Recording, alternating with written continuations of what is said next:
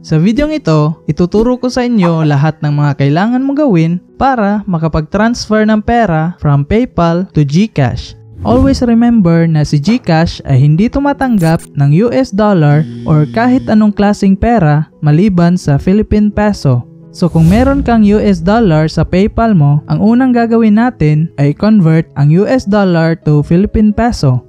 So para gawin yan, mag-login lang tayo sa ating PayPal account. Huwag nyo pong gagamitin ang PayPal app kasi hindi available dito ang pag-convert ng pera sa mismong app. Dito tayo sa Chrome browser natin, tapos i-type mo lang dito paypal.com. Tapos i-login mo lang ang iyong account. So ayan, dito sa aking account, meron akong 1,074 pesos at 22 US dollars. So para i-convert ang US dollar to Philippine Peso, click mo lang itong tatlong tuldok, tapos Manage Currencies. Next, click PayPal Balance. So ayan, dito makikita natin ang ating 22 US dollars na may estimated value na 1,067 pesos. I-click mo lang itong tatlong tuldok, tapos Convert Currency. Convert US dollar to, ayan, piliin mo lang itong Philippine Peso. Tapos dito sa ibaba, click Next. Tapos i-enter mo lang dito yung amount na gusto mong i-convert. So i-convert ko lang yung 22 US dollars ko, then click Next. So i-review mo lang kung ilan ang conversion rate at ilan ang matatanggap mo. Kapag okay na, click Convert Now. So ayan, you converted 22 US dollars to 1,067 pesos. Click Done. So ayan, naka-Philippine Peso na lahat ng pera ko sa PayPal.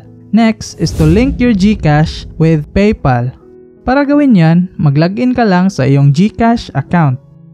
So dito sa GCash, i-click mo lang itong profile sa baba. Tapos click My Link Accounts. Dito sa My Link Accounts, click PayPal. Tapos i-enter mo dito yung email ng PayPal mo, tapos click Link. So ayan, link your account with PayPal. Click Authorize.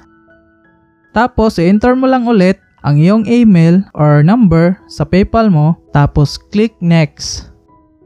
Tapos enter your PayPal password. Then, login. So ayan, nailink na natin ang ating PayPal sa ating GCash. Close and continue. Dahil nakalink na ang ating PayPal dito sa ating GCash, pwede na tayong mag-transfer ng pera from PayPal to GCash. So dito sa ating GCash, click mo lang itong Cash In. So ayan, makikita na natin ang PayPal. I-click mo lang ang PayPal, tapos i-click mo ito.